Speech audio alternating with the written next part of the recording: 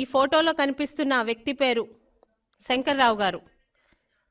ఈయన పలాస కాశీబుగ్గకి సర్కిల్ ఇన్స్పెక్టర్గా పనిచేస్తున్నారు. ఈయన కెరియర్లోని వచ్చిన మొదట్లోనే 2 సార్లు శ్రీకాకుళంలోనే సస్పెండ్ అయ్యారంటే ఈయన క్యారెక్టర్ గురించి నేను మీకు చెప్పక్కర్లేదు. విన్నారు కదా ఈమె ఆవేదన.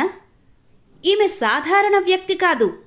శ్రీకాకుళం జిల్లా పలాస నియోజకవర్గం శాసనసభ్యురాలు, తెలుగుదేశం పార్టీలో క్రియాశీలక నాయకురాలు, అంతకు మించి స్వాతంత్ర సమరయోధుడు, బీసీల ఆరాధ్య దైవం సర్దార్ గౌతు లచ్చన్న గారి మనుమరాలు. గత వైసీపీ ప్రభుత్వంలో గౌతు శిరీషతో పాటు కాశీబుగ్గ తెలుగుదేశం పార్టీ నాయకులు, కార్యకర్తలు ఈ సర్కిల్ ఇన్స్పెక్టర్ శంకర్రావు వల్ల కంటి మీద కునుకు లేకుండా గడిపిన రోజులవి.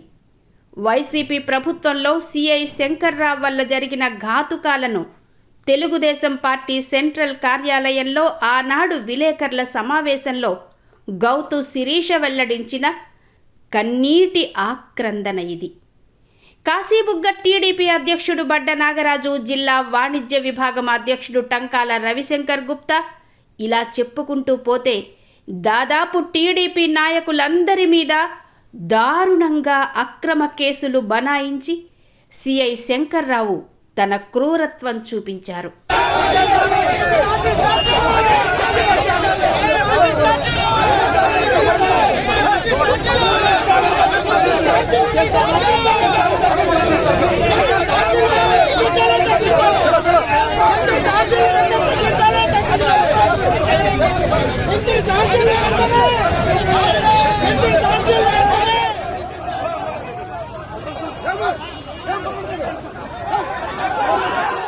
ఈ విధంగా 130 మంది టీడీపీ కార్యకర్తలపై అక్రమ కేసులు పెట్టి ఈ సర్కిల్ ఇన్స్పెక్టర్ శంకర్రావు చూపించిన నరకాన్ని ఇప్పటికీ ప్రజలు మర్చిపోలేకపోతున్నారు. ప్లీజ్, మీకు ఎంత ఉంటుంది మాకు అంతే ఉంటుంది. ప్లీజ్ రేట్ మాట్లాడాలి అవదన్నా, చేయండి. మీరు ఏం చేస్తారు చేయండి. మాకు టైం వస్తుంది. మాకు టైం వచ్చినా మీరు తట్టుకోలేరు అసలు.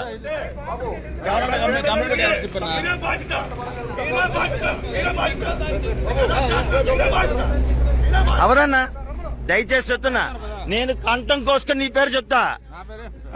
ఖచ్చితంగా చెప్తా నీ పేరు. మేమేం తప్పు చేసాం చెప్పండి.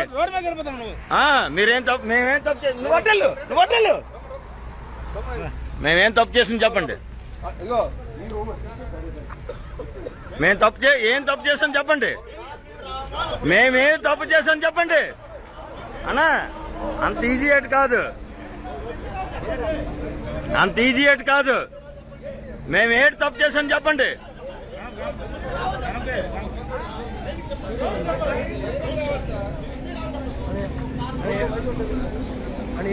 ఏం లేదు, పదన్నా, అటు పద. ఇప్పటి వరకు ఆపావు కదా, ఎప్పుడో పదన్నా.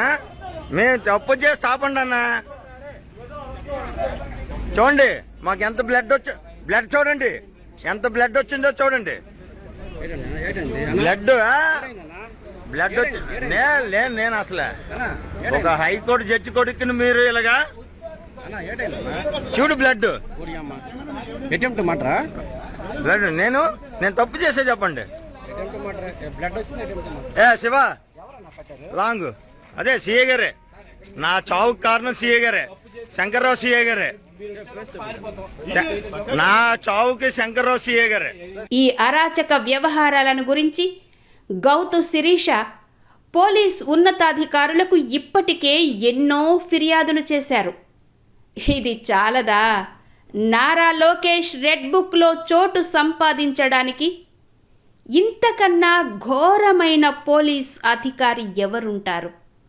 టీడీపీ అధికారంలోకి వచ్చిన వెంటనే ఈ సిఐ శంకర్రావు శంకరగిరి మాన్యాలు పట్టేసి బతుకు జీవుడా అంటూ చేసిన పాపాలను గుర్తు చేసుకుంటూ ఉంటాడని అనుకుంటున్నారు కదూ. ఇప్పుడు శంకర్రావు ఎక్కడున్నాడో చూద్దామా? అయితే ఏప్రిల్ 29వ తేదీని గుర్తుపెట్టుకోండి. చూసారా, తంతే బూర్ల గంపలో పడ్డట్టు హోంమంత్రి అనిత నియోజకవర్గానికి ఆయువు పట్టైన పాయకరావుపేట సిఐగా నియమితులయ్యారు. రాష్ట్రంలో ఏ ప్రభుత్వం ఉంటే నాకేంటి, పైసలు వెదజల్లితే చాలు, వాళ్లే నన్ను పువ్వుల్లో పెట్టుకుని నాకు వెన్నుదన్నుగా నిలబడతారు, మంచి పోలీస్ స్టేషన్లో పోస్టింగ్ ఇచ్చి సొంత మనిషిగా చూసుకుంటారు అంటూ అటు వైసీపీని ఇటు టీడీపీని అడ్డం పెట్టుకుని రెండు పార్టీల కార్యకర్తల్ని నాయకుల్ని ఈ సిఐ శంకర్రావు వెక్కిరిస్తూనే ఉన్నారు. 2 సార్లు సస్పెండ్ అయిన సిఐకి, అందులోనూ సొంత పార్టీ నాయకుల కార్యకర్తల నుంచి తీవ్రమైన ఆరోపణలు ఎదుర్కొంటున్న సిఐకి, వైసీపీ ప్రభుత్వంలో అప్పటి మంత్రి సీదిరి అప్పలరాజుకు ఏజెంటుగా వ్యవహరించారన్న ఆరోపణల్లో ఉన్న సిఐ శంకర్రావుకు హోంమంత్రి సొంత నియోజకవర్గంలో పోస్టింగ్ ఎలా వచ్చింది? ఇది $1 మిలియన్ ప్రశ్న కదా.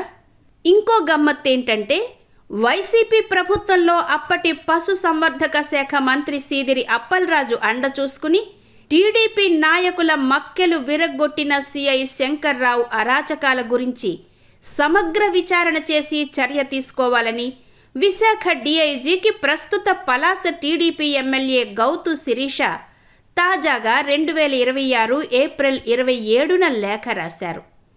ఈ లేఖ రాసిన 2 రోజులు తిరగకుండానే శంకర్రావుకు పాయకరావుపేటలో పోస్టింగ్ పడిపోయింది. మా పలాస కాశీబుగ్గలో ఉన్న సిఐ శంకర్రావు గారు మాత్రం పోలీస్ డిపార్ట్మెంట్ గౌరవాన్ని పక్కన పెట్టి అక్కడ ఉన్న పశువుల మంత్రికి ఒక కమిషన్ బ్రోకర్గా పనిచేస్తున్నారు. మీరు ఇలాగే ఆయన్ని వదిలేస్తే మాత్రం పలాసలో ఆయన మీద తిరుగుబాటు మాత్రం మొదలవుతుంది ఖచ్చితంగా. మరి ఇప్పుడు సిఐ శంకర్రావు ఎవరికి కమిషన్ ఏజెంట్, ఎవరికి కలెక్షన్ బ్రోకర్గా వ్యవహరిస్తున్నారు? వైసీపీ ప్రభుత్వంలో పోలీసుల అరాచకత్వాన్ని ఎదుర్కొని నిలిచిన ఏ టీడీపీ కార్యకర్త అయినా దీన్ని దిగమింగుకోగలరా? నారా లోకేష్ టీంలో ఉన్న మంత్రులు కూడా ఇలా దిగజారితే ఇక పార్టీని బతికించేదెవరు? లోకేష్ టీం అంటే నారా లోకేష్ ప్రతిష్టకు వన్నె తెచ్చే విధంగా పార్టీ కార్యకర్తల, నాయకుల, ప్రజల మనోధైర్యాన్ని పెంచే విధంగా ఉండాలని పార్టీ నాయకులు, కార్యకర్తలు ఆశించడం సహజం. అలాంటిది నారా లోకేష్ ప్రతిష్టకు భంగం కలిగే విధంగా, పార్టీ కార్యకర్తల మనోధైర్యాన్ని దెబ్బతీసే విధంగా వ్యవహరిస్తే కార్యకర్తలకు దిక్కెవరు? మరి ఇప్పుడైనా నారా లోకేష్ గారు పార్టీ శ్రేయస్సును, కార్యకర్తల భవితవ్యాన్ని దృష్టిలో పెట్టుకుని ఈ సిఐ శంకర్రావుపై విచారణ జరిపిస్తారా? కఠిన చర్య తీసుకుంటారా? లేదా తన కోటరీ అనుకుంటున్న హోంమంత్రి నిర్ణయానికి బద్ధుడై ఉంటారా? ఏం జరుగుతుందో వేచి చూడాల్సిందే.